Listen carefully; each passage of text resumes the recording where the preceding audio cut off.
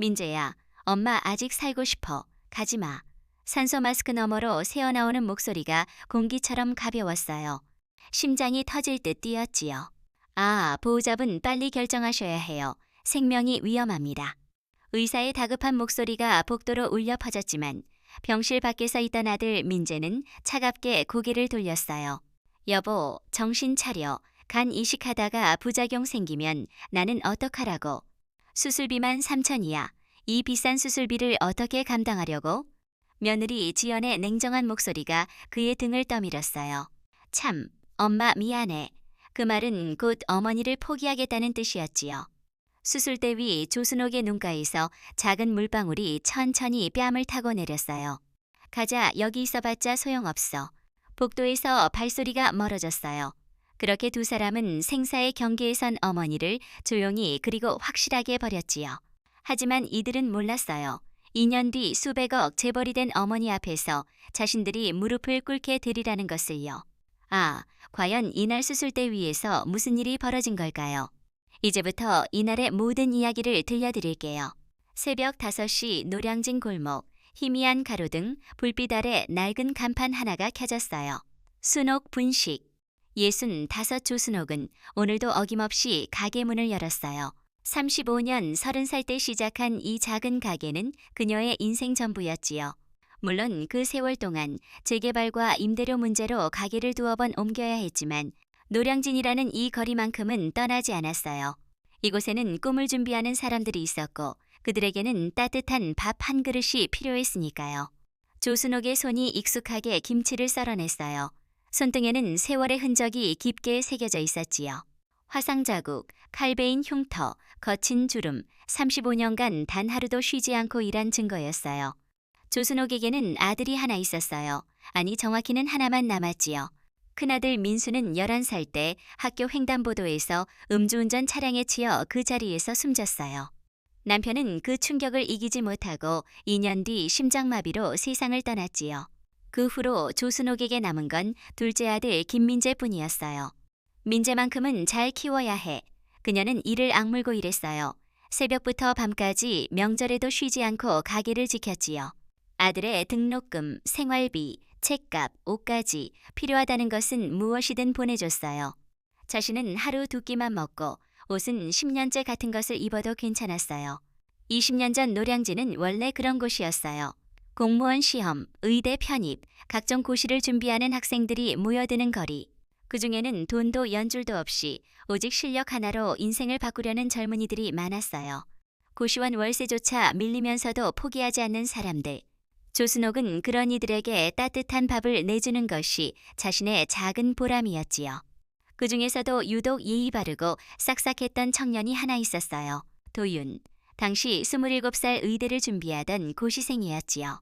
부모님을 일찍 여의고 혼자 서울로 올라와 고시원에서 생활하고 있었어요. 이모님, 오늘은 김치찌개 하나만 주세요. 그래, 앉아. 밥은 많이 줄게. 조순옥은 그 청년이 유난히 마음에 들었어요. 항상 공손했고 설거지를 도와주기도 했고 무엇보다 열심히 사는 모습이 안쓰러웠지요. 어느 날 도윤이 조심스럽게 말했어요.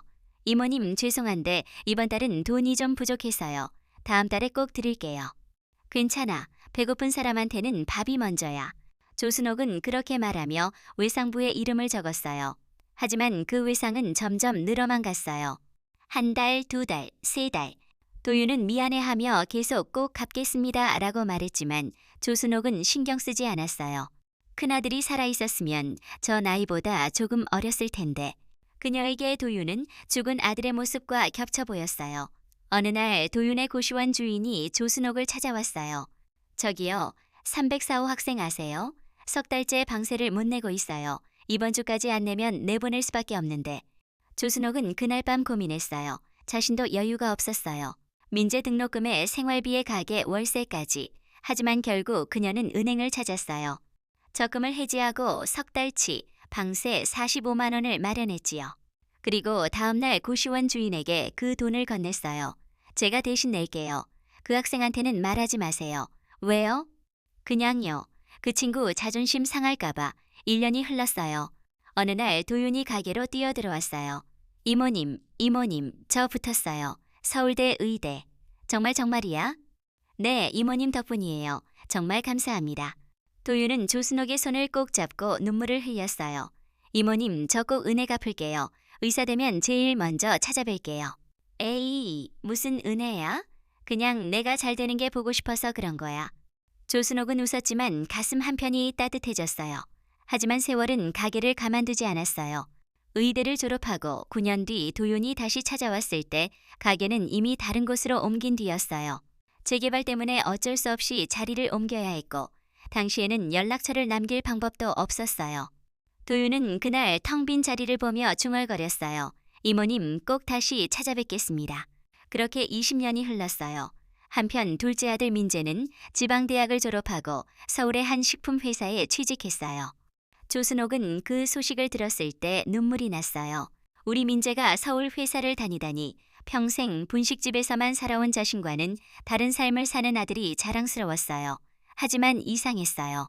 아들에게서 오는 연락은 점점 뜸해졌어요. 명절에도 생일에도 전화 한 통 없었어요. 1년에 한두 번, 그것도 짧은 통화뿐이었지요. 엄마 바빠, 나중에 전화할게. 조순옥은 그럴 때마다 스스로를 다독였어요. 회사 다니느라 바쁘겠지. 젊은 사람이 할 일이 많겠지.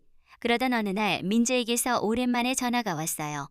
엄마, 나 결혼할 사람 있어? 조순옥의 심장이 쿵 하고 뛰었어요. 정말 민재야. 정말이야? 응? 이번 주말에 데리고 갈게. 엄마가 좀 잘해줘. 전화를 끊는 조순옥은 가게 안을 이리저리 둘러봤어요. 낡은 테이블, 오래된 의자, 때 묻은 벽. 이런데 며느리 될 사람을 데려와도 괜찮을까? 하지만 곧 고개를 저었어요. 괜찮아. 정성이 중요하지. 맛있는 건 많이 해줘야지.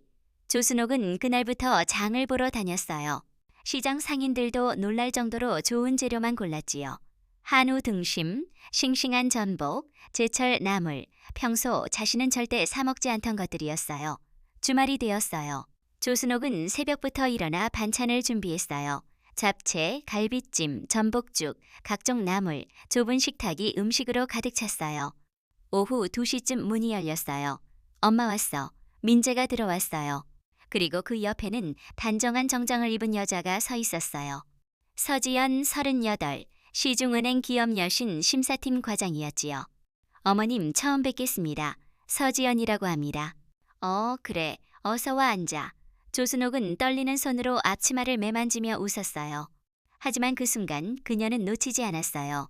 서지연의 눈이 가게 안을 훑는 모습을 낡은 간판, 오래된 테이블, 좁은 주방, 그 시선 끝에 어린 실망이 스쳐 지나갔어요. 찰나였지만 조순옥은 느꼈지요. 저 사람, 우리 가게가 마음에 안 드나 보구나. 하지만 애써 모른 척했어요. 자, 많이 먹어. 다 내 좋아하는 거 만들었어. 고맙습니다, 어머님. 서지연은 공손하게 대답했지만 젓가락을 드는 손이 조심스러웠어요. 마치 음식이 입에 맞지 않는다는 듯 식사 내내 민재는 거의 말이 없었어요. 지연이 가끔 민재 씨, 이거 드세요라고 권하면 그제야 고개를 끄덕일 뿐이었지요. 조순옥은 아들의 그런 모습이 낯설었어요. 저렇게 조용한 애가 아니었는데 식사가 끝나고 민재가 입을 열었어요. 엄마, 우리 다음 달에 결혼하기로 했어. 그래, 그럼 예식장이나 이런 건 저희가 알아서 할게요. 어머님은 편하게 오시기만 하시면 돼요. 서지연이 웃으며 말했어요. 그 웃음은 친절해 보였지만 어딘가 거리감이 느껴졌어요. 그래, 알았어. 조순옥은 더 이상 묻지 않았어요. 두 사람이 가게를 나선 후 그녀는 혼자 설거지를 하며 작게 한숨을 내쉬었어요. 그래도 민재가 좋은 사람 만났으니 다행이지. 스스로를 다독이며 남은 음식을 정리했어요. 민재와 지연은 결혼했어요. 하지만 결혼 후에도 아들의 연락은 여전히 뜸했어요. 명절에도 바빠서 못 가요라는 문자만 왔고 손자 소식도 들리지 않았어요. 조순옥은 외로웠지만 아들이 행복하다면 괜찮다고 생각했어요. 그렇게 시간이 흘렀어요. 67이 된 조순옥은 여전히 새벽 5시면 가게 문을 열고 있었어요. 35년째 지켜온 이 자리에서 오늘도 묵묵히 국자를 휘젓고 있었지요. 하지만 그녀는 몰랐어요. 불과 며칠 후 자신이 수술대 위에서 생사를 오가게 되리라는 것을. 2025년 9월 어느 날 새벽, 조순옥은 평소처럼 새벽 5시에 눈을 떴어요. 하지만 오늘은 달랐어요. 몸을 일으키려는 순간 오른쪽 옆구리에서 날카로운 통증이 밀려왔어요.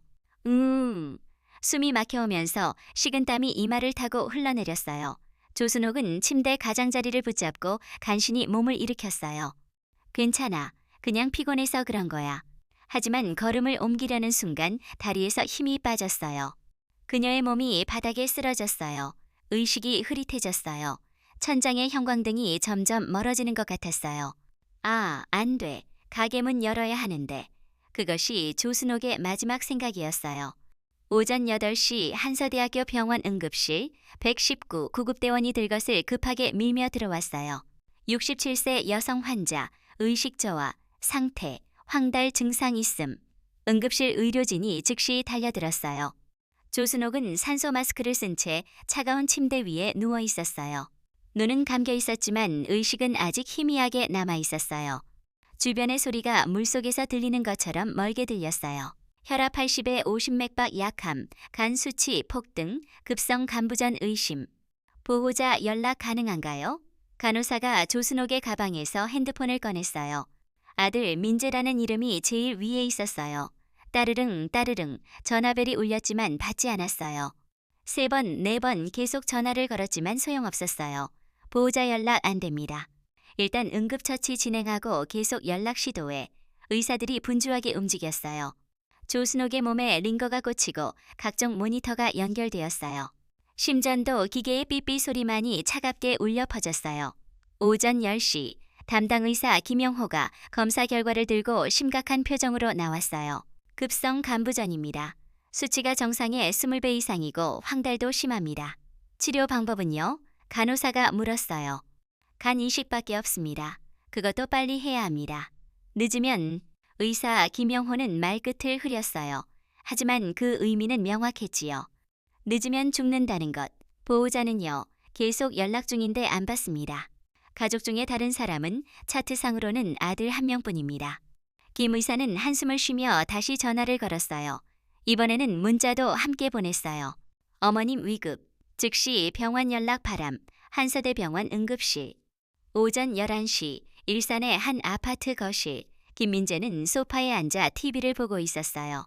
테이블 위에는 휴대폰이 놓여 있었고 화면에는 부재중 전화 12건이 떠 있었어요. 하지만 그는 보지 않았어요. 아니, 보고도 무시했지요. 여보, 전화 왜 안 받아? 부엌에서 서지연이 물었어요. 모르는 번호야. 병원인 것 같은데. 어머님 무슨 일 생긴 거 아니야? 에이, 설마 엄마 맨날 새벽부터 일하시는데 뭐가 문제겠어. 민재는 대수롭지 않게 대답했어요.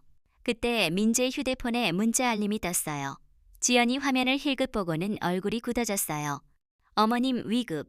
즉시 병원 연락 바람. 한서대병원 응급실.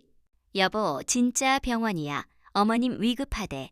지연은 자신의 핸드폰을 꺼내 병원 번호로 전화를 걸었어요. 여보세요. 한서대병원 응급실입니다.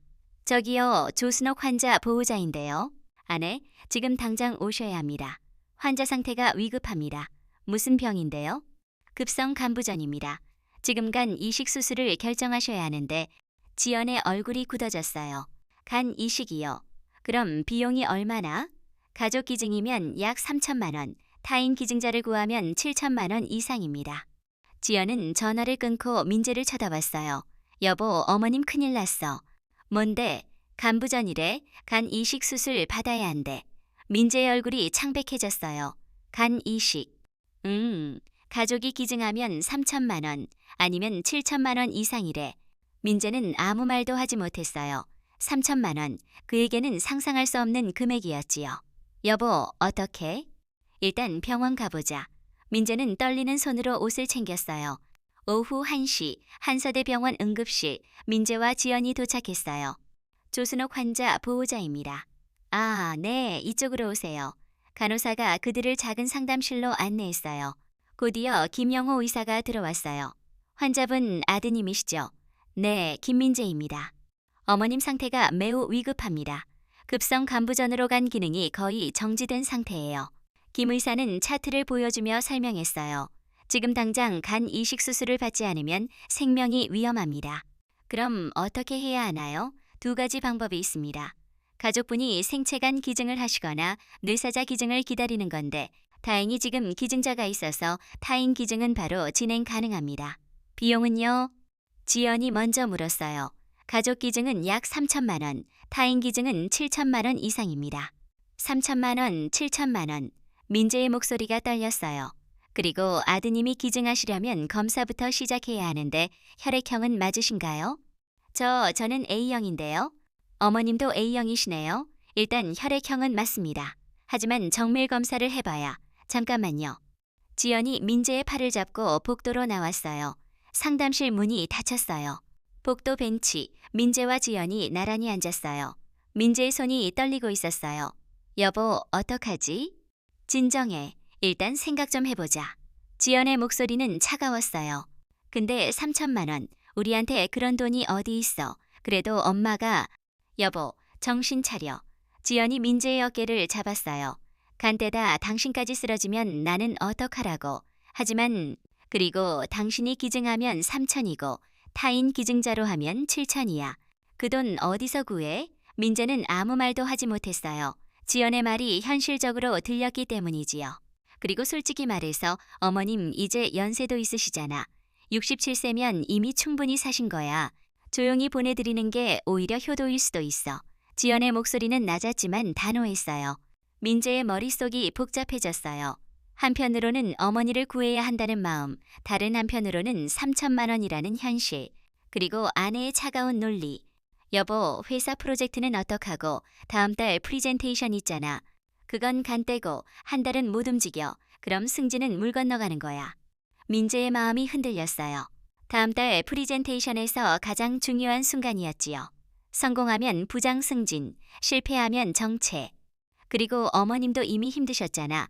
평생 고생만 하시고 이제 편히 쉬시게 하는 게. 지연의 말에 민재는 고개를 떨구었어요. 그의 손에 쥐어진 휴대폰 화면에는 엄마라는 이름이 떠 있었어요. 오전부터 걸려온 수십 통의 부재중 전화. 민재는 천천히 전원 버튼을 눌렀어요. 화면이 꺼졌어요. 가자, 우리가 여기 있어도 바뀌는 건 없어. 지연이 일어서며 가방을 챙겼어요. 민재도 따라 일어섰어요. 그리고 작게 중얼거렸어요. 엄마, 미안해. 민재는 떨리는 손으로 가방에서 메모지를 꺼냈어요. 그리고 짧게 몇 줄을 적어 상담실 문틈에 조용히 끼워 넣었어요. 두 사람은 의사에게 아무 말도 하지 않았어요. 상담실 문도 두드리지 않았어요.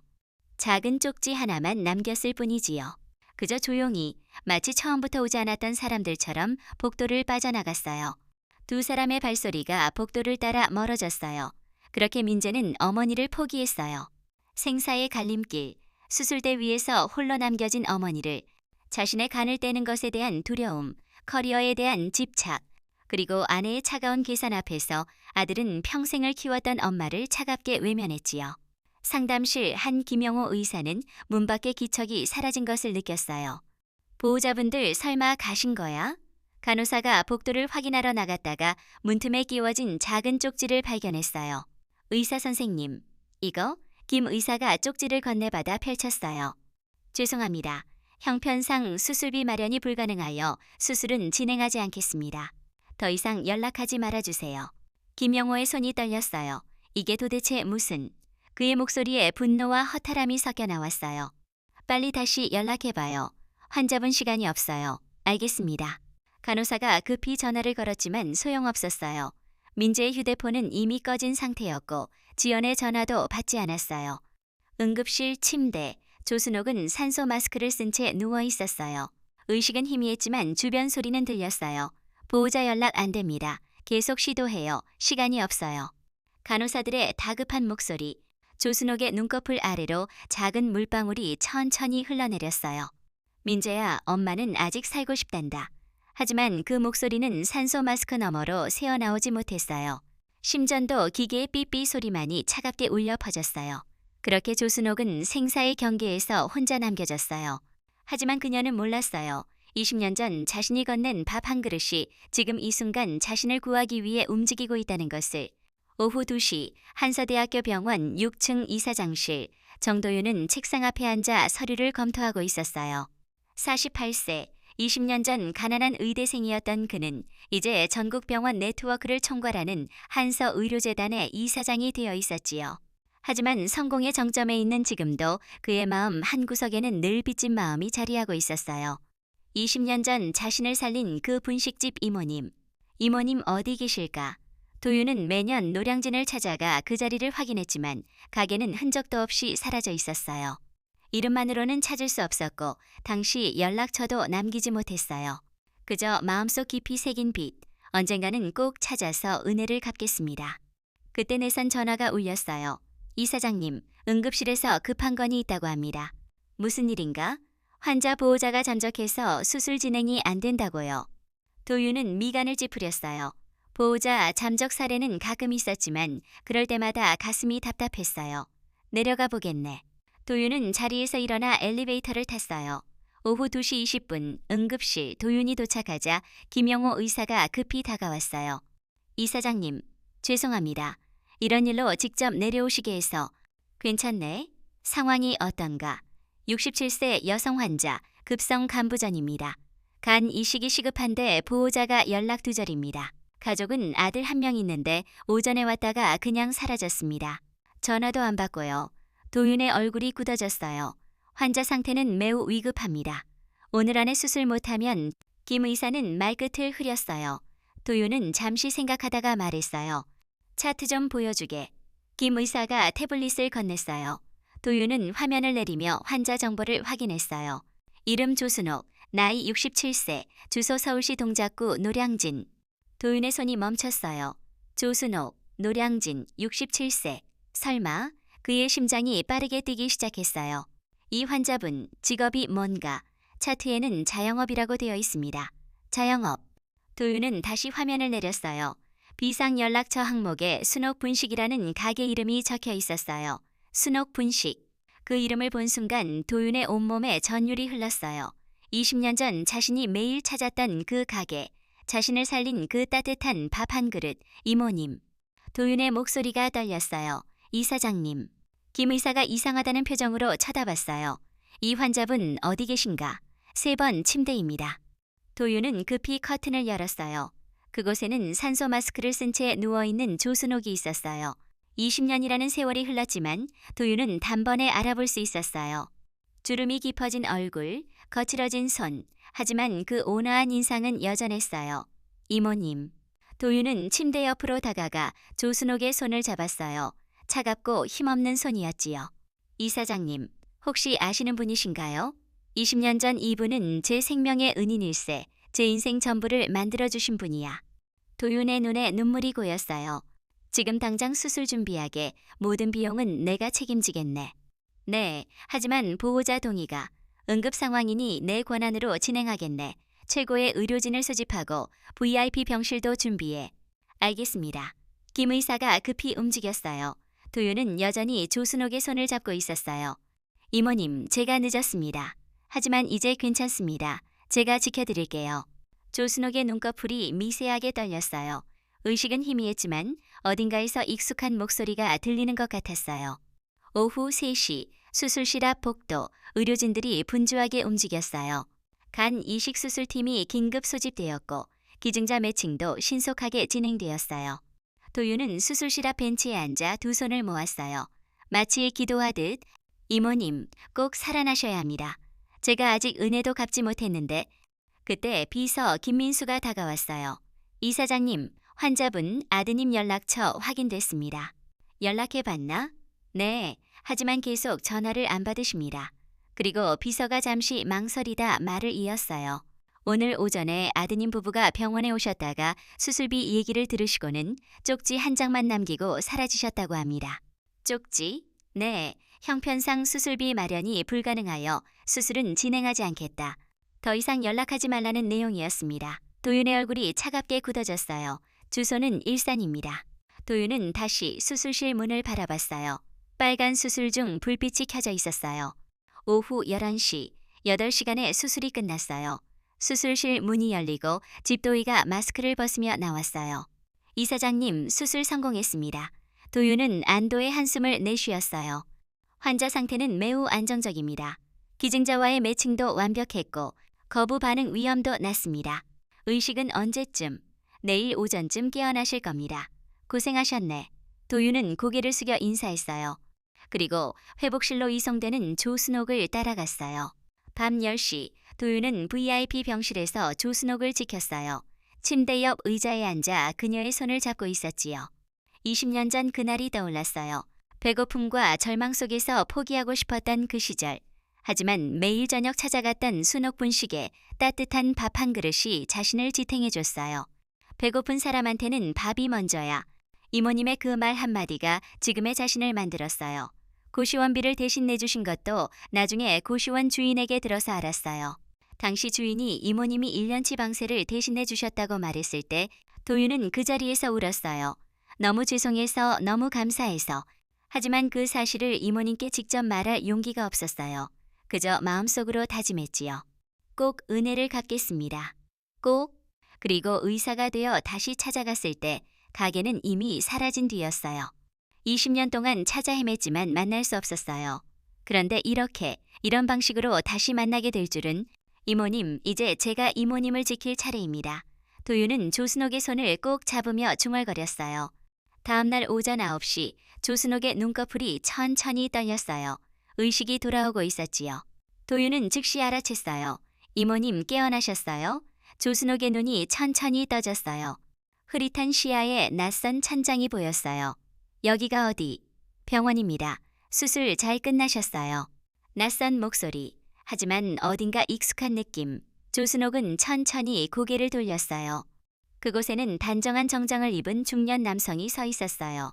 누구세요? 이모님, 저예요. 정도윤이요. 그 이름을 듣는 순간 조순옥의 눈이 커졌어요. 도윤이 정말? 네, 이모님, 저예요. 그때 그 고시원 도윤이라고. 조순옥은 믿을 수 없다는 표정으로 도윤을 바라봤어요. 근데 여긴 어떻게 된 거니? 나는 집에서. 조순옥은 천천히 기억을 더듬었어요. 새벽에 쓰러졌던 것, 구급차 소리, 그리고 흐릿한 의식. 이모님 급성 간부전이셨어요. 응급실로 오셨고 간 이식 수술을 받으셨습니다. 간 이식. 그럼 민재는 우리 아들은 안 왔니? 조순옥의 목소리가 떨렸어요. 도윤은 잠시 망설였어요. 하지만 거짓말할 수 없었지요. 왔었어요. 오전에. 그럼 민재가 수술을. 아닙니다. 도윤의 목소리가 낮아졌어요. 아드님은 부인과 같이 왔다가 그냥 갔습니다. 조순옥의 얼굴이 창백해졌어요. 가다니 무슨 소리야? 도윤은 잠시 망설이다가 주머니에서 접힌 쪽지를 꺼냈어요. 이모님, 이걸 남기고 가셨다고 합니다. 조순옥은 떨리는 손으로 쪽지를 펼쳤어요. 죄송합니다. 형편상 수술비 마련이 불가능하여 수술은 진행하지 않겠습니다. 더 이상 연락하지 말아주세요. 조순옥의 손에서 쪽지가 떨어졌어요. 눈에서 눈물이 멈추지 않고 흘러내렸어요. 형편상 수술비 마련이 불가능. 평생을 바쳐 키운 아들. 자신은 하루 두 끼를 굶으면서도 아들 등록금을 보냈고 10년 된 옷을 입으면서도 아들 생활비를 챙겼어요. 결혼할 때는 적금을 모두 해지해서 보탰고 명절마다 용돈을 쥐어줬어요. 그런데 그 아들이 자신의 생명이 달린 순간에 형편상 불가능이라는 차가운 문장 하나만 남기고 사라졌어요. 더 이상 연락하지 말아주세요. 조순옥의 가슴이 무너져 내렸어요.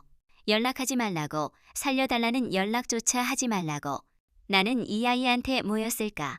평생을 아들을 위해 살았는데 결국 자신은 아들에게 짐이었던 걸까요? 그럼 나는 어떻게 수술을 한 거야? 조순옥의 목소리가 떨렸어요. 제가 이모님을 찾았어요. 아니, 하늘이 저를 이모님께 보내주신 거예요. 도윤은 조순옥의 손을 꼭 잡았어요.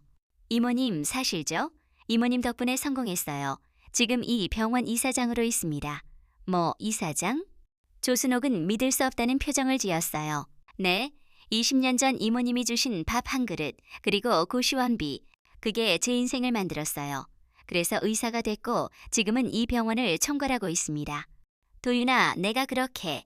그래서 차트에서 이모님 이름을 봤을 때, 노량진이라는 주소를 봤을 때, 순옥 분식이라는 가게 이름을 봤을 때 저는 믿을 수가 없었어요. 20년 동안 찾던 이모님이 제 병원에 계시다는 게. 조순옥은 말없이 눈물만 흘렸어요. 그래서 제가 모든 비용을 부담하고 최고의 의료진을 모셔서 수술을 진행했습니다. 도윤아, 그런 큰 돈을. 이모님, 도윤의 목소리가 떨렸어요. 그때 고시원비도 밥값도 다 알고 있었어요. 고시원 주인분이 말씀해 주셨어요. 이모님이 1년치 방세를 대신 내주셨다고. 조순옥은 놀란 표정을 지었어요. 그게 뭐라고 아직도 기억하고 있어. 저 너무 죄송해서, 너무 염치 없어서, 너무 감사해서 말씀 못 드렸어요. 20년 동안 단 하루도 잊은 적이 없었습니다. 도윤은 조순옥의 손을 꼭 잡았어요. 그래서 평생 이모님을 찾았어요. 은혜를 갚고 싶어서. 그런데 이렇게 이런 방식으로 만나게 될 줄은.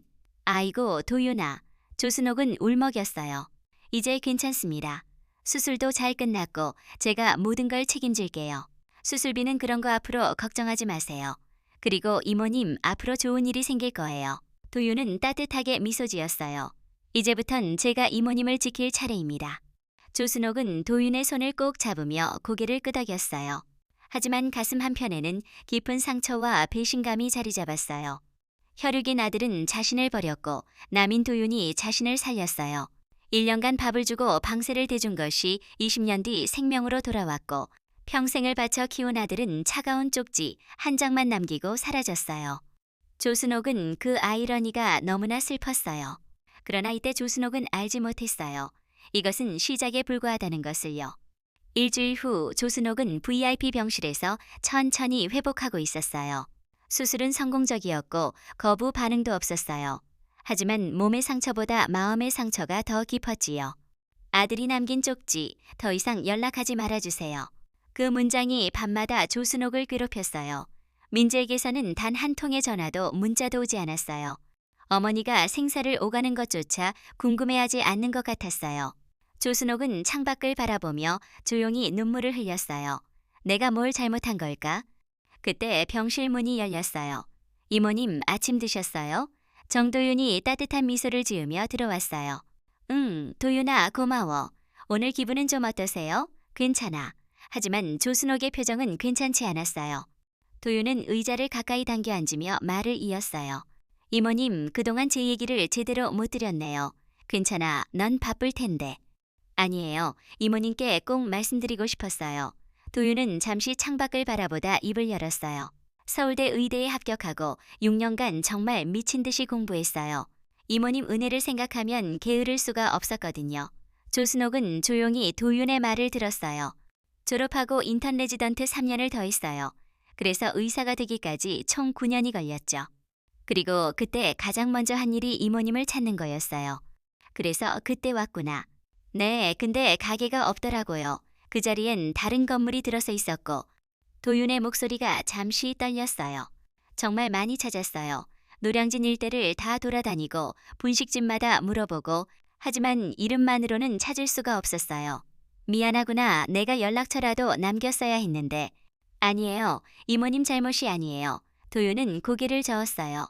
그 후로 저는 더 열심히 일했어요. 이모님을 찾을 때까지는 멈출 수 없다는 마음으로요. 외과 전문의가 되고 교수가 되고 5년 전에는 이 병원 이사장이 됐어요. 이사장까지 정말 대단하구나. 이모님 덕분이에요. 이모님이 살려주신 덕분에 여기까지 올 수 있었어요. 조순옥의 눈시울이 붉어졌어요. 어이고 그랬구나. 정말 장하네. 도윤 학생, 아니 이사장님. 이모님, 이사장님은 무슨요. 그냥 도윤이라고 불러주세요. 그래도 넌 이제 이렇게 큰 병원 이사장인데 이모님 앞에서는 그냥 도윤이에요. 20년 전 밥 얻어먹던 그 학생이요. 두 사람은 서로를 바라보며 따뜻하게 웃었어요. 도윤은 의자를 가까이 당겨 앉으며 조심스럽게 입을 열었어요. 그런데 이모님, 제가 하나 제안 드리고 싶은 게 있어요. 뭔데? 이모님, 병원 식당 관리 일해보시겠어요? 조순옥은 고개를 들어 도윤을 바라봤어요. 병원 식당? 네. 솔직히 저희 병원 식당 음식이 맛이 없어요. 환자분들은 물론이고 보호자분들이나 외래 방문객들도 불만이 많거든요. 도윤은 웃으며 말을 이었어요. 그런데 이모님은 35년간 분식집을 운영하셨잖아요. 음식 솜씨는 이미 제가 보증하고 무엇보다 사람들이 뭘 좋아하는지 잘 아시잖아요. 하지만 난 병원 식사 같은 건 만들어 본 적이. 괜찮아요. 제가 도와드릴게요. 영양사도 있고 조리팀도 있으니까 이모님은 레시피만 만들어주시면 돼요. 도윤의 눈빛이 진지했어요. 그리고 이모님, 이건 제가 은혜 갚는 방법이기도 해요. 일방적으로 도와드리면 이모님이 부담스러우실 것 같아서요. 조순옥은 잠시 망설였어요. 35년간 해온 일이었지만 병원은 완전히 다른 세계였지요. 하지만 동시에 무언가 해야 할 것 같았어요. 집에 혼자 있으면 계속 아들 생각만 날 것 같았어요. 알았어, 한번 해볼게. 정말요? 감사합니다. 이모님. 도윤의 얼굴이 환해졌어요. 2주 후 조순옥은 퇴원했어요. 퇴원 중 병원 행정팀에서 민재에게서 전화가 한 통 왔었어요. 어머니가 어떻게 되셨는지 확인하는 전화였지요. 보고 연락이 오지 않아 궁금했던 모양이었어요. 행정직원이 조순옥에게 물었고 조순옥은 담담하게 대답했어요. 익명의 기부자분이 수술비를 지원해 주셔서 수술 잘 받고 곧 퇴원한다고 전해주세요. 그리고 더 이상 연락하지 말라고 덧붙였어요. 조순옥은 그날 이후 아들에게 더 이상 기대하지 않기로 마음먹었어요. 그리고 한 달 휴식을 취한 뒤로 한서대병원 영양팀에서 일을 시작했어요. 처음에는 낯설었어요. 대형 주방, 최신식 조리기구, 엄격한 위생관리, 35년간 혼자 운영하던 작은 분식집과는 천지 차이였지요. 하지만 조순옥에게는 35년의 경험이 있었어요. 환자분들은 입맛이 없으세요. 그러니까 너무 심심하면 안 돼요. 조순옥은 영양사들에게 조언했어요. 하지만 저염식이 원칙이라서 저염이라고 맛이 없을 필요는 없잖아요. 다시마 육수를 진하게 우리고 표고버섯 가루를 넣으면 감칠맛이 나요. 조순옥은 자신만의 노하우를 하나씩 전수했어요. 국물 요리는 육수가 생명이라는 것, 나물 무침은 참기름 한 방울이 풍미를 좌우한다는 것, 밥은 쌀을 불리는 시간이 중요하다는 것, 35년간 매일 반복하며 체득한 것들이었지요. 한 달이 지나자 변화가 나타나기 시작했어요. 오늘 아침 미역국 정말 맛있었어요. 점심 비빔밥이 집에서 먹는 것 같아요. 환자들의 반응이 달라졌어요. 병원 식사를 남기던 사람들이 밥그릇을 비우기 시작했지요. 보호자들도 병원 밥이 이렇게 맛있는 줄 몰랐다며 놀라워 했어요. 영양팀장 박수진이 조순옥을 찾아왔어요. 조순옥 선생님, 환자 만족도가 30% 올랐어요. 이건 정말 놀라운 수치예요. 그래요? 네. 그리고 다른 병원에서도 문의가 들어오고 있어요. 우리 병원 식단이 어떻게 구성되는지 궁금하대요. 조순옥은 뿌듯함을 느꼈어요. 35년간 해온 일이 이렇게 인정받는다는 것이 신기했지요. 그리고 무엇보다 일을 하는 동안만큼은 아들 생각을 잊을 수 있었어요. 3개월 후 도윤이 조순옥을 사무실로 불렀어요. 이모님, 제안이 하나 더 있어요. 또 뭔데? 순옥푸드라는 브랜드를 만들고 싶어요. 순옥푸드. 네, 이모님 레시피로 병원식을 표준화해서 다른 병원에도 공급하는 거예요. 도윤은 준비해온 사업 계획서를 펼쳤어요. 지금 전국 한서의료재단 산하 네트워크 병원이 15곳이에요.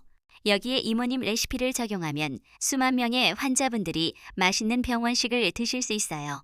조순옥은 믿을 수 없다는 표정을 지었어요. 내가 그런 큰일을 이모님이라면 할 수 있어요. 이미 증명하셨잖아요. 도윤의 눈빛이 진지했어요. 그리고 이모님, 이건 단순한 사업이 아니에요. 아픈 사람들에게 따뜻한 밥 한 그릇을 제공하는 거예요. 이모님이 평생 해오신 일이잖아요. 조순옥은 잠시 생각했어요. 35년간 노량진 골목에서 학생들에게 밥을 주던 자신이 이제 전국 병원에서 환자들에게 밥을 제공한다니 믿기지 않았지만 동시에 가슴이 뛰었어요. 67세, 많은 사람들이 은퇴를 생각할 나이였지요. 하지만 조순옥은 느꼈어요. 자신에게 아직 할 수 있는 일이 있다는 것을, 35년간 쌓아온 경험이 누군가에게 도움이 될 수 있다는 것을, 나이는 숫자에 불과하다는 것을. 알았어, 해볼게. 정말요? 응. 근데 도윤아, 난 사업 같은 건 잘 모르니까 내가 많이 도와줘야 해. 당연하죠. 제가 옆에서 전부 챙겨드릴게요. 그로부터 2년이 흘렀어요. 순옥푸드는 전국 15개 한서의료재단 병원에 병원식을 공급하는 브랜드로 성장했어요. 조순옥은 본사 연구 개발팀에서 레시피를 개발하고 현장 조리팀을 교육하고 품질을 관리하는 실무 총괄 역할을 맡았어요. 직함은 부사장급 실권자였지만 조순옥은 여전히 현장을 챙겼어요. 직접 병원을 돌아다니며 환자들의 반응을 확인하고 주방에 들어가 조리사들과 함께 음식을 만들었지요. 순옥 부사장님, 이번 신메뉴 정말 좋습니다. 부사장이라고 부르지 말고 그냥 선생님이라고 불러요. 조순옥은 여전히 겸손했어요. 하지만 업계에서는 조순옥을 병원식 혁명이라고 불렀어요. 맛없고 건강에만 좋다던 병원식의 고정관념을 깨뜨린 사람, 그것이 조순옥이었지요. 도윤은 그런 조순옥을 보며 흐뭇해했어요. 이모님 정말 잘하고 계세요. 다 내 덕분이야, 도윤아. 아니에요, 이모님 실력이에요. 어느 날 조순옥은 순옥푸드 본사 사무실 창문 앞에 서서 서울 야경을 바라봤어요. 35년간 노량진 골목 분식집에서만 살았던 자신이 이제 이런 자리에서 있다는 것이 믿기지 않았어요. 하지만 가슴 한편에는 여전히 공허함이 있었어요. 아들 민재는 여전히 연락이 없었어요. 어머니가 이렇게 성공했다는 것도 건강해졌다는 것도 모를 것이에요. 이제는 정말 끝인가 보구나. 평생을 바쳐 키운 핏줄, 그 아이와의 연은 이제 완전히 끊어진 것 같았어요. 조순옥은 작게 한숨을 쉬었어요. 하지만 그녀는 몰랐어요. 불과 몇 달 후 운명이 그들을 다시 만나게 하리라는 것을, 그것도 가장 극적인 방식으로. 그로부터 6개월 후 김민재는 아내 서지연과 함께 다원식품 회의실 앞 복도에 서 있었어요. 오후 2시, 오늘은 부부에게 모든 것이 걸린 날이었지요. 여보, 긴장돼. 지연이 물었어요. 당연하지. 이번 계약 실패하면 난 끝이야. 민재의 목소리가 떨렸어요. 다원식품은 중견식품 회사로 최근 병원 급식 사업 진출을 준비하고 있었어요. 민재는 이 프로젝트의 영업총괄 과장이었지요. 성공하면 부장 승진, 실패하면 정체, 그의 커리어가 달린 일이었어요. 그리고 지연에게도 마찬가지였어요. 제1은행 기업여신 심사팀 과장인 그녀는 다원식품에 200억 원 규모의 대출을 검토 중이었지요. 하지만 대출 승인의 핵심 조건이 바로 순옥푸드와의 본계약이었어요. 순옥푸드가 승인하면 은행 대출 승인, 다원식품 사업 시작, 민재 승진, 지연 실적, 모든 것이 순옥푸드에 달려 있었어요. 여보, 우리 꼭 따내야 해. 당신 승진도 내 실적도 다 이 계약에 달렸어. 지연이 민재의 손을 꼭 잡았어요. 알아. 준비 완벽하게 했으니까 잘 될 거야. 근데 순옥푸드 실무총괄이 조순옥이라던데 혹시 어머님이랑 같은 이름이네. 지연이 서류를 보며 말했어요. 민재의 표정이 순간 굳었어요. 설마 엄마는 노량진에서 분식집 하실 텐데. 그러게 동명이인이겠지.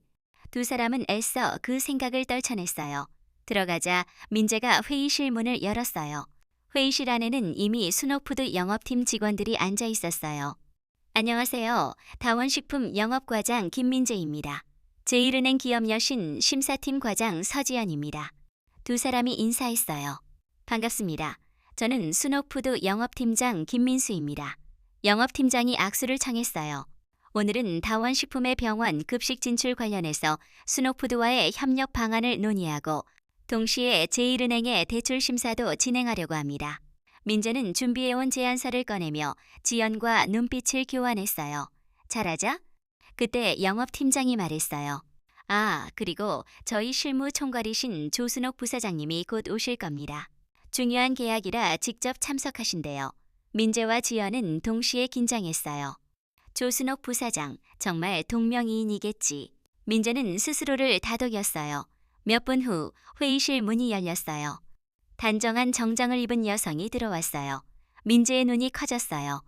지연의 얼굴이 새하얗게 변했어요. 조순옥. 2년 전 병원에서 쪽지를 남기고 도망쳤던 바로 그 어머니. 죽었을 거라 생각했던 그 사람. 지금 그녀는 고급 정장을 입고 당당하게 회의실로 걸어 들어오고 있었어요. 안녕하세요. 순옥푸드 조순옥입니다. 조순옥의 목소리는 차분했어요. 민재의 입에서 무의식적으로 말이 새어나왔어요. 엄마.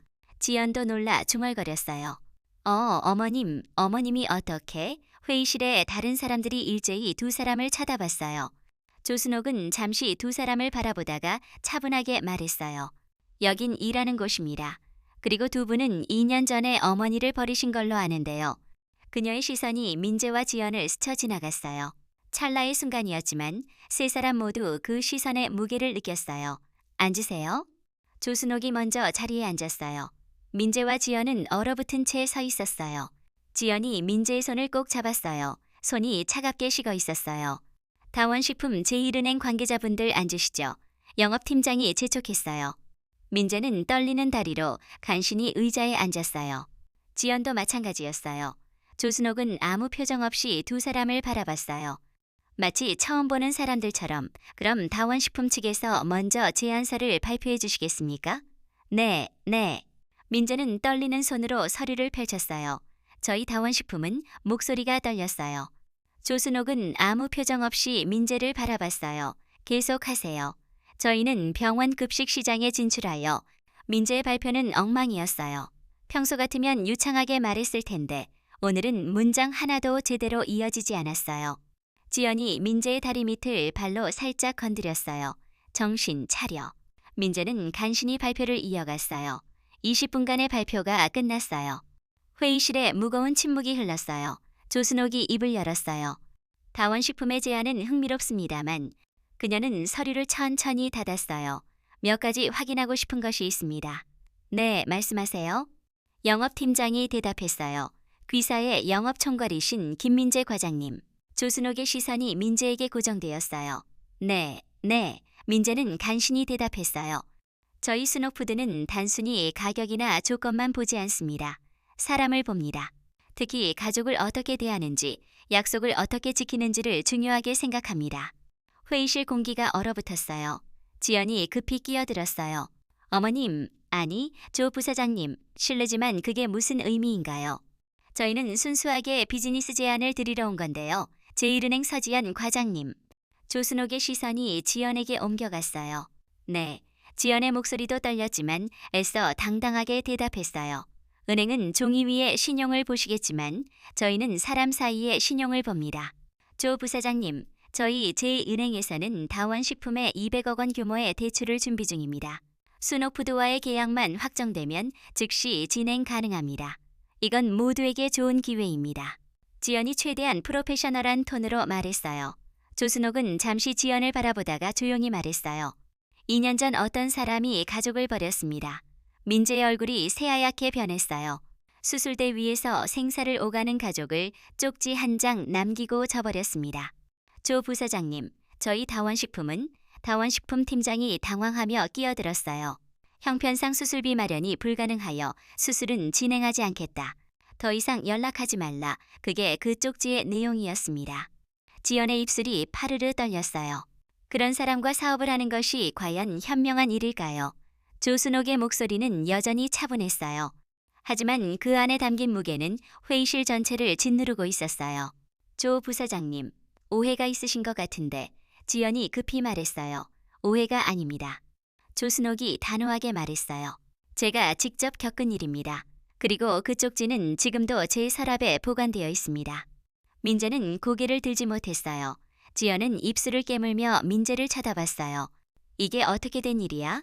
조 부사장님, 저희 회사는? 다원식품 팀장이 당황하며 말을 꺼냈어요. 오늘 회의는 여기까지 하겠습니다. 검토 후 연락드리겠습니다. 조순옥은 자리에서 일어났어요. 엄마, 잠깐만요. 김민재가 떨리는 목소리로 말했어요. 어머니, 저희 얘기 좀 들어주세요. 서지연도 일어서며 말했어요. 여긴 일하는 곳입니다. 사적인 호칭은 삼가고 비즈니스 판단만 하는 곳입니다. 그리고 제 판단은 명확합니다.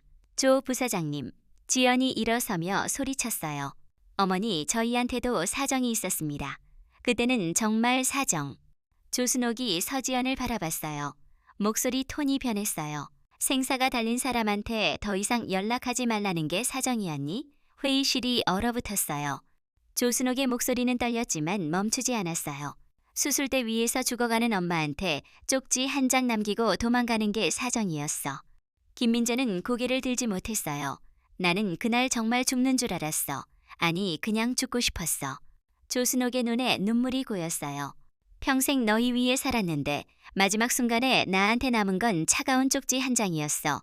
형편상 불가능. 더 이상 연락하지 말라. 그게 내가 받은 전부였어.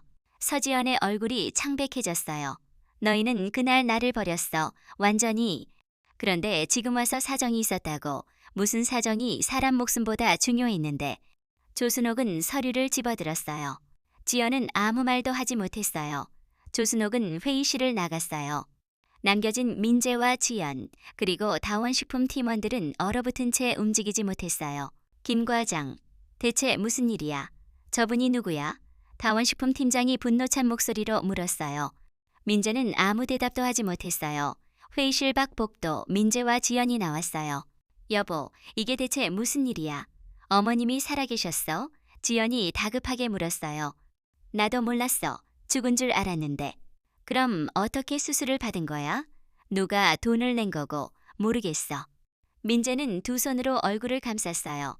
이제 어떻게? 계약 날아간 거잖아. 당신 승진도 내 실적도 다 끝난 거야. 지연의 목소리가 높아졌어요. 내 탓이야? 당신이 그때 가자고 날 설득했잖아. 뭐 지금 나한테 책임 떠넘기는 거야? 두 사람은 복도에서 싸우기 시작했어요. 그 모습을 조순옥은 멀리서 조용히 바라보고 있었어요. 가슴 한편이 아팠지만 동시에 후련했어요. 2년 전 수술대 위에서 버림받았던 그 순간 오늘 그 빚을 갚기 시작했어요. 그날 저녁 김민재와 서지연은 집으로 돌아왔어요. 일산 아파트 거실은 무거운 침묵으로 가득했어요. 이제 어떡하지? 김민재는 소파에 주저앉으며 두 손으로 얼굴을 감쌌어요. 계약 날아간 거 맞지? 당신 승진도 끝이고 내 실적도 끝이야. 서지연의 목소리에는 분노가 섞여 있었어요. 내 탓이야? 그때 가자고 한 사람 당신이잖아. 뭐 지금 나한테 책임 떠넘기는 거야? 간 떼는 게 무서워서 도망친 건 당신이잖아. 당신도 수술비 아깝다고 했잖아. 두 사람은 서로를 비난하기 시작했어요. 1시간 동안 싸우다가 지친 목소리로 서지연이 말했어요. 어쨌든 이대로 끝낼 순 없어. 뭔가 방법을 찾아야 해. 무슨 방법? 어머님을 다시 만나야지. 설득해야 해. 엄마가 우릴 만나줄 것 같아. 만나주게 해야지. 안 그러면 우리 둘 다 끝이야. 서지연의 눈빛이 날카로워졌어요. 3일 후 김민재와 서지연은 순옥푸드 본사를 찾았어요. 조순옥 부사장님 면담 신청했습니다. 프런트에서 말했지만 직원의 대답은 차가웠어요. 죄송합니다. 부사장님께서 면담을 거절하셨습니다. 제발요, 5분만이라도. 서지연이 애원했지만 소용없었어요. 안 됩니다. 나가주세요. 두 사람은 어쩔 수 없이 건물 밖으로 나왔어요. 이렇게 기다려봐야 소용없어. 다른 방법을 써야 해. 서지연이 휴대폰을 꺼내며 말했어요. 뭐 할 건데? 어머님 집 주소 알아낼 수 있어? 은행 시스템으로. 그건 불법 아니야? 지금 그런 거 따질 때야? 우리 둘 다 죽게 생겼는데. 서지연의 목소리가 높아졌어요. 일주일 후 저녁 8시 조순옥은 강남의 작은 아파트로 돌아왔어요. 정도윤이 마련해준 집이었지만 조순옥은 화려한 곳을 원하지 않았어요. 조용하고 편안한 곳이면 충분했지요. 이 아파트에는 비슷한 나이의 이웃들이 많았고 특히 옆집에 사는 박순자 할머니와 자주 인사를 나눴어요. 혼자 사는 처지가 비슷해서인지 두 사람은 금방 친해졌어요. 현관문을 열고 들어서는 순간 뒤에서 누군가 빠르게 다가왔어요. 엄마. 김민재와 서지연이 문틈으로 밀고 들어왔어요. 조순옥은 깜짝 놀라 뒤로 물러섰어요. 너희가 어떻게 여기를? 엄마, 우리 얘기 좀 들어줘. 김민재는 이미 거실 안으로 들어와 있었어요. 서지연도 현관문을 닫지 않은 채 급하게 따라 들어왔어요. 나가, 당장 나가. 조순옥의 목소리는 차가웠어요. 어머님, 제발이요. 저희도 정말 어쩔 수 없었어요. 서지연이 다가왔어요. 어쩔 수 없다고 2년 전에도 그런 말했지. 형편상 불가능하다고. 그땐 정말 돈이 없었어요. 대출금도 갚아야 하고 민재 씨 회사 프로젝트도. 그래서 엄마 목숨보다 대출금이 더 중요했어. 조순옥의 목소리가 떨렸어요. 아니, 그게 아니라. 그럼 뭔데? 지금 와서 무슨 변명을 하려고. 김민재가 무릎을 꿇었어요. 엄마 미안해. 정말 미안해. 그때 내가 잘못했어. 이제 와서 미안하다고. 이번 계약만 도와줘. 제발. 이거 안 되면 나 회사에서 쫓겨나. 그게 나랑 무슨 상관이야? 조순옥은 차갑게 말했어요. 서지연이 급히 끼어들었어요. 어머님, 저희한테도 삶이 있어요. 민재 씨 승진하면 연봉 2억 받아요. 그럼 어머님도 편하게 해드릴 수 있고 내가 너희한테 돈 바라는 것 같아? 조순옥의 눈빛이 차가워졌어요. 그게 아니라 저희가 잘 살아야 어머님한테도 효도할 수 있잖아요. 효도? 2년 전엔 어디 갔었어? 어머님. 서지연의 목소리가 높아졌어요. 어차피 민재 씨는 외아들이잖아요. 나중에 어머님 재산도 다 민재 씨한테 가는 거 아니에요? 그럼 지금 도와주시는 게 뭐? 조순옥의 얼굴이 굳어졌어요. 결국 재산 때문에 온 거야? 아니, 그게 아니라. 서지연이 당황하며 말을 더듬었어요. 나가, 당장 나가. 안 나가면 경찰 부를 거야. 조순옥은 휴대폰을 꺼냈어요. 김민재가 다급하게 조순옥의 손을 잡았어요. 엄마, 제발. 손 놔. 조순옥이 손을 뿌리치는 순간 균형을 잃고 비틀거렸어요. 뒤쪽 탁자에 어깨가 부딪히며 화분이 바닥에 떨어졌어요. 쾅! 어머님! 서지연이 놀라 외쳤지만 조순옥을 부축하지는 않았어요. 조순옥은 간신히 균형을 잡고 일어섰어요. 어깨가 욱신거렸지만 표정은 흔들리지 않았어요. 지금 당장 나가 다시는 나타나지 마. 바로 그때 열려있던 현관문으로 누군가 들어왔어요. 무슨 일이야? 이웃집 박순자 할머니가 놀란 표정으로 들어왔어요. 방금 큰 소리 들렸는데 순옥 씨 괜찮아? 괜찮아요. 순자 씨. 괜찮긴 뭐가 괜찮아? 화분이 왜 깨져 있어? 박순자는 김민재와 서지연을 쳐다봤어요. 이 사람들 누구야? 그냥 아는 사람들이에요. 아는 사람이 이런 식으로 찾아와. 내가 문이 열려 있길래 지나가다가 봤어. 방금 순옥 씨 넘어질 뻔했잖아. 박순자는 휴대폰을 꺼냈어요. 경찰 불러야겠어. 이건 명백한 주거 침입이야. 아니 아줌마 오해예요. 서지연이 급히 말했어요. 오해? 내가 다 봤는데 무슨 오해야? 박순자는 이미 112를 누르고 있었어요. 김민재와 서지연은 서로를 쳐다봤어요. 가자 빨리. 서지연이 김민재의 팔을 잡아 끌었어요. 두 사람은 급히 현관문을 나갔어요. 10분 후 경찰이 도착했어요. 조순옥은 상황을 설명했고 박순자가 목격자로 진술했어요. 부상은 없으시죠? 네, 괜찮아요. 현관문이 열려있는 상태에서 두 사람이 강제로 들어온 거군요. 네, 제가 문 열고 들어가려는데 뒤에서 밀고 들어왔어요. 고소하시겠습니까? 경찰이 물었어요. 조순옥은 잠시 망설였어요. 그래도 아들이었지요. 일단 경고만 해주세요. 알겠습니다. 다시 나타나면 즉시 연락주세요. 경찰이 떠난 후 조순옥은 소파에 앉아 깊은 한숨을 내쉬었어요. 순옥 씨 괜찮아? 박순자가 걱정스럽게 물었어요. 괜찮아요. 고마워요, 순자 씨. 그 사람들 누구야? 진짜 아는 사람들이야? 조순옥은 대답하지 않았어요. 다만 창밖을 바라보며 조용히 눈물을 흘렸어요. 다음 날 정도윤이 조순옥의 사무실을 찾았어요. 이모님, 어제 무슨 일 있으셨어요? 경비실에서 경찰이 다녀갔다고. 조순옥은 어제 일을 모두 이야기했어요. 도윤의 얼굴이 굳어졌어요. 주거 침입에 협박. 이건 범죄예요. 도윤아, 그래도 내 아들인데. 이모님, 이제 그만 당하세요. 제가 법적 조치를 취하겠습니다. 도윤은 즉시 변호사를 불렀어요. 그리고 서지연이 은행 시스템을 불법으로 사용한 정황도 조사하기 시작했어요. 일주일 후 김민재는 다원식품에서 징계위원회에 회부되었어요. 순옥푸드 계약 실패와 함께 개인적 문제로 회사 이미지를 훼손했다는 이유였지요. 김민재 과장, 즉시 지방공장으로 발령입니다. 네, 지방공장이요. 그나마 다행인 줄 아세요? 해고 안 된 게 어딘데요? 민재는 고개를 떨구고 나왔어요. 서지연은 더 심각했어요. 제1은행 내부 감사팀에서 그녀의 시스템 접근 기록을 발견했어요.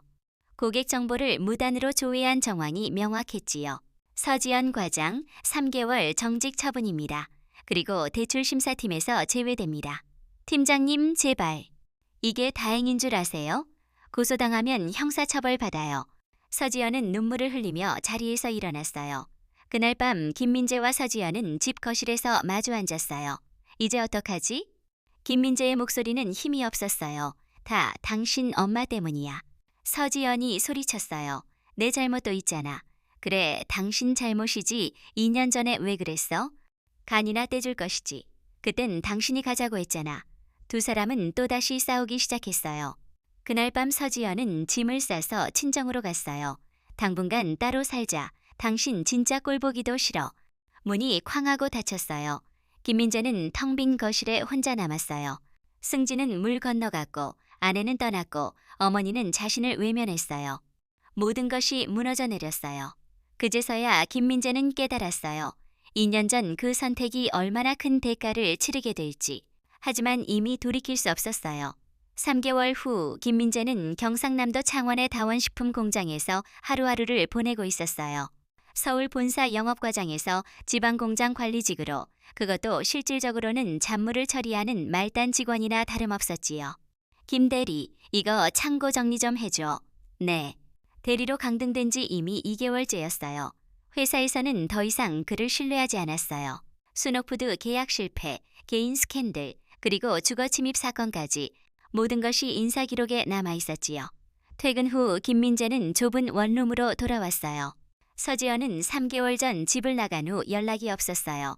정직 3개월 처분을 받고 친정에서 지내고 있다는 소식만 들었을 뿐이지요. 김민재는 편의점 도시락을 데우며 텅 빈 방을 둘러봤어요. 일산 아파트는 이미 전세금이 빠져나가고 월세로 전환된 상태였어요. 그나마 서지연이 관리하고 있었지만 언제까지 유지될지 알 수 없었어요. 이게 다 내 잘못이지. 김민재는 도시락을 앞에 두고도 숟가락을 들 수 없었어요. 배는 고팠지만 목이 메었지요. 문득 2년 전 그날이 떠올랐어요. 병원 복도에서 어머니를 버리고 나온 그날, 형편상 수술비 마련이 불가능하여 수술은 진행하지 않겠습니다. 쪽지에 그렇게 쓰고 도망쳤던 자신. 아내의 미래가 더 중요하다고 생각했어요. 커리어, 승진, 돈, 그것들이 어머니의 생명보다 소중하다고 착각했지요. 하지만 지금 남은 것은 무엇인가요? 커리어는 무너졌고, 승진은 물 건너갔고, 아내는 떠났어요. 그리고 어머니는 자신을 외면했어요. 모든 것을 잃었어요. 김민재는 휴대폰을 꺼냈어요. 연락처에서 엄마라는 이름을 찾았어요. 2년 동안 단 한 번도 누르지 못했던 그 번호, 손가락이 화면 위에서 떨렸어요. 하지만 결국 누르지 못했어요. 내가 무슨 얼굴로? 김민재는 휴대폰을 내려놓고 두 손으로 얼굴을 감쌌어요. 눈물이 흘러내렸어요. 그로부터 한 달 후, 김민재는 회사에서 최종 통보를 받았어요. 김민재 씨, 희망퇴직 대상자입니다. 네, 3개월치 급여 보상해 드릴 테니 이번 달 말로 퇴사 처리하겠습니다. 부장님, 제가 더 열심히 하겠습니다. 제발. 이미 결정된 사항입니다. 김민재는 고개를 떨궜어요. 결국 회사에서도 버림받았어요. 퇴사 서류를 받아들고 공장을 나서는 길, 김민재는 멈춰섰어요. 이제 정말 끝이구나. 하지만 동시에 무언가 결심이 섰어요. 마지막으로 한 번만 어머니께 진심으로 사과하고 싶었어요. 용서받을 수 있을 거라는 기대는 없었어요. 다만 자신의 잘못을 인정하고 고개 숙이고 싶었지요. 그것이 자신이 할 수 있는 마지막이었어요. 일주일 후 김민재는 서울로 올라왔어요. 스노푸드 본사 앞에서 하루 종일 기다렸어요. 오전 9시부터 오후 6시까지. 하지만 조순옥은 나타나지 않았어요. 다음 날도 그 다음 날도 마찬가지였어요. 사흘째 되는 날, 김민재는 프런트로 들어갔어요. 죄송합니다만 조순옥 부사장님께 편지 좀 전해주실 수 있나요? 편지는 받지 않으신다고 하셨는데요. 제발입니다. 이것만은 꼭. 김민재는 떨리는 손으로 봉투를 내밀었어요. 직원은 잠시 망설이다가 받았어요. 전달은 해드리겠지만 읽으실지는 모르겠습니다. 감사합니다. 김민재는 깊이 고개를 숙였어요. 그날 저녁 조순옥은 사무실에서 김민재의 편지를 받았어요. 한참을 바라보다가 천천히 봉투를 뜯었어요. 편지에는 흐트러진 글씨로 가득 채워져 있었어요. 엄마, 어떻게 시작해야 할지 모르겠습니다. 미안하다는 말로는 부족하다는 것을 압니다. 용서해달라고 할 자격도 없다는 것을 압니다. 2년 전 그날 저는 엄마를 버렸습니다. 수술대 위에서 죽을 수도 있는 엄마를 쪽지 한 장 남기고 도망쳤습니다. 평생 저를 키워주신 엄마에게 모든 것을 희생하며 저를 사랑해주신 엄마에게 저는 가장 잔인한 방식으로 보답했습니다. 그날 이후 하루도 편하게 잔 적이 없습니다. 밤마다 엄마 얼굴이 떠올랐고 아침마다 후회로 잠에서 깼습니다. 하지만 용기가 없었습니다. 다시 엄마를 찾아갈 용기가 없었습니다. 그러다 6개월 전 엄마를 다시 만났습니다. 회의실에서 당당하게 서 계신 엄마를 봤습니다. 저는 그때 충격을 받았습니다. 죽었을 거라 생각했던 엄마가 살아계셨고 더 나아가 성공하셨다는 것에 그리고 동시에 부끄러웠습니다. 엄마는 저 없이도 잘 살아가셨고 저는 엄마 없이 모든 것을 잃었습니다. 인과응보라는 말이 이런 걸까요? 지금 저는 회사에서 쫓겨났고 아내와도 별거 중입니다. 모든 것을 잃었습니다. 하지만 이제야 깨달았습니다. 제가 진짜 잃은 것은 커리어나 돈이 아니라 엄마라는 것을, 평생 저를 사랑해주신 엄마를 제 손으로 버렸다는 것을. 엄마, 용서해달라고 하지 않겠습니다. 다만 진심으로 사과하고 싶습니다. 정말 죄송합니다. 평생 후회하며 살겠습니다. 민재. 조순옥은 편지를 다 읽고 조용히 책상 위에 내려놓았어요. 눈물이 흘러내렸어요. 하지만 그 눈물이 용서의 눈물인지 여전한 배신감의 눈물인지 스스로도 알 수 없었어요. 다음 날 정도윤이 조순옥의 사무실을 찾았어요. 이모님, 어제 아드님 편지 받으셨다면서요? 응. 읽어보셨어요? 응. 조순옥은 창밖을 바라봤어요. 어떠셨어요? 잘 모르겠어. 아직도 화가 나는데 동시에 가슴이 아파. 도윤은 조순옥 옆에 앉았어요. 이모님, 제가 드릴 말씀은 아니지만 만약 아드님이 진정으로 반성한다면 용서는 이모님 자신을 위한 거예요. 무슨 뜻이야? 계속 미워하고 화내는 건 결국 이모님만 힘드세요. 용서한다고 해서 과거가 지워지는 건 아니지만 적어도 마음은 가벼워질 수 있어요. 조순옥은 아무 말도 하지 않았어요. 하지만 그건 이모님이 결정하실 일이에요. 제가 강요할 순 없어요. 도윤은 조순옥의 손을 가볍게 잡았어요. 다만 한 가지만 말씀드릴게요. 이모님은 이미 충분히 강하세요. 그리고 행복할 자격이 있어요. 조순옥은 고개를 끄덕였어요. 그날 밤 조순옥은 오랜 시간 고민했어요. 편지를 다시 읽고 또 읽었어요. 그리고 마침내 결심했지요. 일주일 후 김민재는 창원의 좁은 원룸에서 짐을 정리하고 있었어요. 서울로 올라가서 새로운 일자리를 찾아야 했어요. 그때 휴대폰이 울렸어요. 모르는 번호였어요. 여보세요? 김민재 씨. 낯선 남자 목소리였어요. 네, 누구시죠? 저는 한서의료재단 이사장 정도윤입니다. 김민재의 심장이 빠르게 뛰었어요. 정도윤, 어머니를 살린 그 사람. 네네. 조순옥 부사장님께서 당신을 만나고 싶어 하십니다. 엄마가 저를요. 네, 이번 주 토요일 오전 10시 순옥푸드 본사로 오실 수 있으세요? 네, 가겠습니다. 김민재의 목소리가 떨렸어요. 그럼 그때 뵙겠습니다. 전화가 끊어진 후 김민재는 한참을 멍하니 서 있었어요. 어머니가 자신을 만나주신다고 그것만으로도 감사했어요. 용서를 기대하지는 않았어요. 다만 마지막으로 한 번만 얼굴을 보고 진심으로 사과할 수 있다면 그것으로 충분했지요. 김민재는 창밖을 바라보며 조용히 눈물을 흘렸어요. 그리고 이것이 자신의 인생에서 마지막 기회라는 것을 알았어요. 토요일 오전 10시 김민재는 순옥푸드 본사 앞에 서 있었어요. 손에는 작은 꽃다발과 편지 봉투가 들려 있었어요. 심장이 미친 듯이 뛰었어요. 제대로 사과할 수 있을까? 김민재는 깊은 숨을 들이쉬고 건물 안으로 들어갔어요. 프런트에서 신분을 확인한 후 안내를 받아 7층으로 올라갔어요. 엘리베이터 문이 열리자 도윤이 서 있었어요. 김민재 씨 오셨군요. 네, 이사장님. 김민재는 90도로 고개를 숙였어요. 따라오세요. 도윤은 복도를 따라 걸었고 김민재는 조심스럽게 뒤를 따랐어요.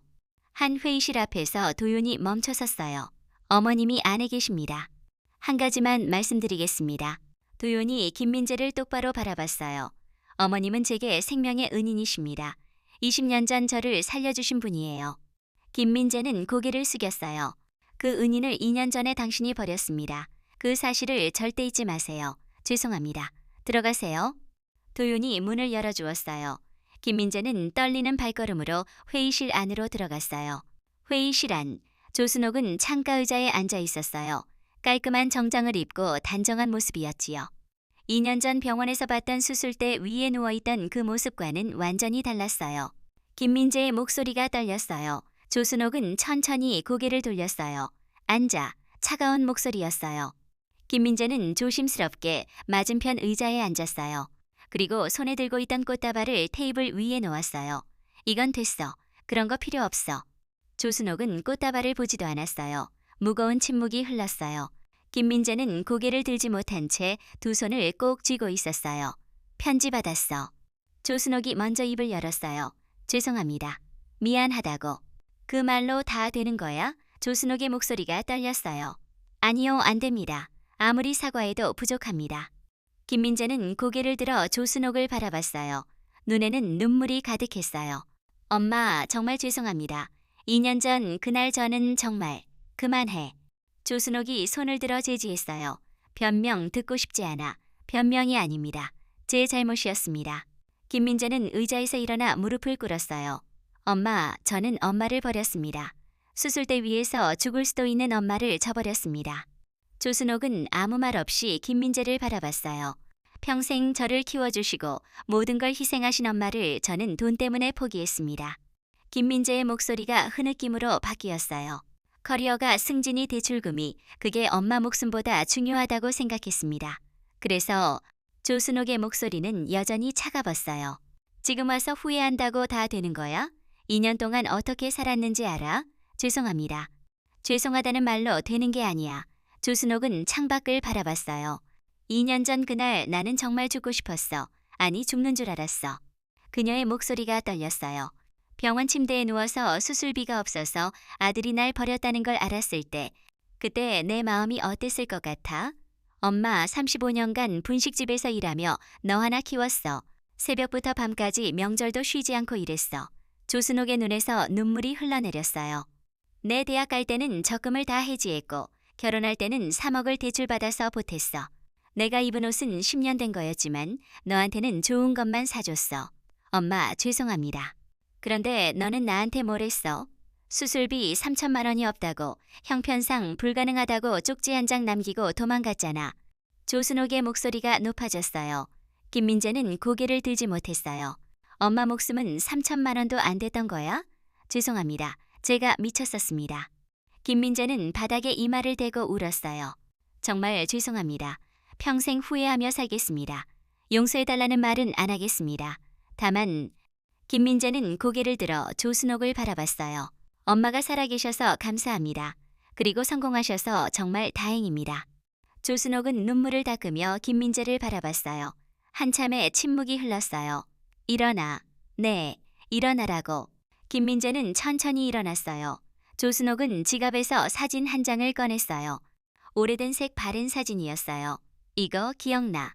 사진 속에는 어린 김민재와 조순옥이 함께 웃고 있었어요. 네, 초등학교 입학식 날. 그때 넌 이렇게 말했어. 엄마나 커서 엄마한테 잘할 거야. 맛있는 것도 많이 사줄 거야. 조순옥은 사진을 테이블 위에 놓았어요. 나는 그 말을 믿고 살았어. 힘들 때마다 그 말을 떠올리며 버텼어. 하지만 2년 전 그 믿음이 완전히 무너졌어. 조순옥은 김민재를 똑바로 바라봤어요. 민재야, 나는 너를 용서할 수 있을지 모르겠어. 아직은. 하지만 한 가지는 확실해. 너는 내 아들이야. 그건 변하지 않아. 김민재의 눈에서 눈물이 쏟아졌어요. 조순옥은 잠시 생각하다가 입을 열었어요. 순옥푸드에서 일해볼래? 네? 물류팀에 자리가 하나 비었어. 월급은 많지 않아. 하지만 정직하게 일할 수 있어. 엄마, 정말요? 단 특혜는 없어. 다른 직원들과 똑같이 대우받고 똑같이 일해야 해. 네, 하겠습니다. 김민재는 다시 고개를 숙였어요. 그리고 민재야. 네. 엄마, 이건 용서가 아니야. 기회야. 내가 진짜 변했는지 보는 거야. 네, 알겠습니다. 실망시키지 않겠습니다. 조순옥은 자리에서 일어났어요. 월요일부터 출근해 인사팀에서 연락할 거야. 감사합니다, 엄마. 조순옥은 문을 향해 걸어가다가 멈춰섰어요. 민재야. 네. 지연이는 어떻게 할 거야? 모르겠습니다. 지연이도 저를 원망하고 있을 것 같습니다. 그 아이도 잘못이 크지. 하지만 부부는 이겨내야 하는 거야. 조순옥은 뒤돌아보지 않고 말했어요. 내가 진짜 변했다는 걸 보여줘. 지연이한테도 나한테도. 네, 엄마. 꼭 그렇게 하겠습니다. 조순옥은 회의실을 나갔어요. 복도에서 도윤이 기다리고 있었어요. 이모님 괜찮으세요? 도윤아 괜찮아. 용서하신 건가요? 아직은 아니야. 하지만 기회는 줬어. 도윤은 조순옥의 어깨를 가볍게 두드렸어요. 잘하셨어요, 이모님. 3개월 후 김민재는 순옥푸드 물류팀에서 성실하게 일하고 있었어요. 새벽 6시 출근, 창고, 정리, 재고관리, 배송 조율. 결코 쉬운 일은 아니었지만 김민재는 한 번도 불평하지 않았어요. 어느 날 조순옥이 물류팀을 찾았어요. 직원들이 놀라며 인사했고 조순옥은 자연스럽게 창고를 둘러보다가 김민재와 눈이 마주쳤어요. 일 잘하고 있어? 네, 부사장님. 김민재는 얼른 호칭을 고쳤어요. 조순옥은 작게 웃었어요. 점심 같이 먹을래? 네. 그날 점심 두 사람은 직원 식당에서 마주 앉았어요. 음식이 맛있네. 김민재가 말했어요. 당연하지. 내가 레시피 다 만들었는걸. 조순옥은 자랑스럽게 말했어요. 엄마, 아니, 부사장님. 여기선 엄마라고 불러도 돼. 조순옥의 목소리가 부드러워졌어요. 김민재의 눈에 눈물이 고였어요. 엄마, 감사합니다. 이렇게 기회를 주셔서. 아직 멀었어. 계속 보여줘야 해. 네, 꼭 그렇게 하겠습니다. 두 사람은 조용히 식사를 이어갔어요. 완벽한 화해는 아니었지만 작은 시작이었지요. 6개월 후 조순옥은 한서의료재단 본관 로비에서 도윤과 함께 서 있었어요. 오늘은 순옥 장학재단 출범식 날이었어요. 도윤이 말했어요. 이모님 정말 자랑스럽습니다. 고마워, 도윤아. 내가 없었으면 여기까지 못 왔어. 아니에요. 이모님 스스로 만드신 거예요. 순옥장학재단은 병원비가 없어 치료를 포기하는 환자들을 돕는 재단이었어요. 조순옥이 2년 전 자신이 겪었던 그 절망을 다른 사람들은 겪지 않기를 바라며 만든 것이었지요. 출범식이 끝난 후 조순옥은 로비 벤치에 앉아 창밖을 바라봤어요. 68세, 노량진 분식집에서 시작한 인생이 이렇게까지 올 줄은 꿈에도 몰랐어요. 김민재가 다가왔어요. 엄마, 축하드립니다. 정말 대단하세요. 고마워. 김민재는 조순옥 옆에 앉았어요. 엄마, 지연이가 이혼 철회했어요. 제가 변했다는 걸 보여줬더니 다시 시작해보자고 하더라고요. 잘 됐네. 다 엄마 덕분입니다. 아니야, 내가 노력한 거지. 조순옥은 김민재의 손을 가볍게 잡았어요. 민재야, 앞으로도 정직하게 살아. 네, 엄마 약속드립니다. 두 사람은 조용히 창밖의 노을을 바라봤어요. 완벽한 용서는 아직 아니었지만 적어도 다시 시작할 수 있었어요. 그리고 그것만으로도 충분했지요. 그날 저녁 조순옥은 혼자 집으로 돌아왔어요. 조용한 거실에 앉아 차를 마시며 지난 2년을 되돌아봤어요. 65세의 수술대 위에서 죽음을 마주했던 순간, 아들에게 버림받고 모든 희망을 잃었던 그 순간, 하지만 조순옥은 포기하지 않았어요. 정도윤이라는 운명적인 인연 덕분에 살아났고 새로운 삶을 시작했어요.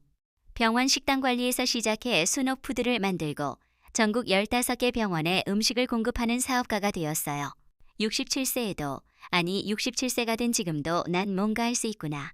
조순옥은 스스로에게 중얼거렸어요. 나이는 숫자에 불과했어요. 35년간 분식집에서 쌓아온 경험, 사람을 대하는 따뜻함, 음식에 대한 열정, 그 모든 것이 지금의 자신을 만들었어요. 조순옥은 25년 전 세상을 떠난 남편을 떠올렸어요. 당신 말이 맞았어. 나를 위해 사는 게 이렇게 행복한 거였구나. 남편이 마지막으로 남긴 말, 이제부턴 당신을 위해 살아. 25년이 지나서야 조순옥은 그 약속을 지킬 수 있었어요. 창밖으로 밤하늘의 별들이 반짝였어요. 조순옥은 따뜻한 차를 한 모금 마시며 평화로운 미소를 지었어요. 65세의 모든 것을 잃었지만 67세의 모든 것을 되찾았어요. 아니, 되찾은 것이 아니었어요. 오히려 더 많은 것을 얻었지요. 자존감도, 삶의 의미도, 그리고 아들과의 관계도. 65세 이전에는 상상하지 못했던 새로운 삶, 새로운 도전, 새로운 가능성까지. 완벽하지는 않았지만 그래도 괜찮았어요. 인생은 언제나 다시 시작할 수 있다는 걸 깨달았으니까요. 나이가 많다고, 힘들다고 포기할 이유는 없었어요. 난 아직 할 수 있어. 앞으로도. 조순옥은 조용히 중얼거리며 눈을 감았어요. 마음이 편안했어요. 67세의 새로운 시작, 그것은 끝이 아니라 또 다른 시작이었지요. 여러분, 이 이야기가 우리 나이 든 이들에게 작은 위로가 되기를 바래요. 세월이 흘러도 마음만은 젊게 따뜻하게 살아가요. 건강하세요.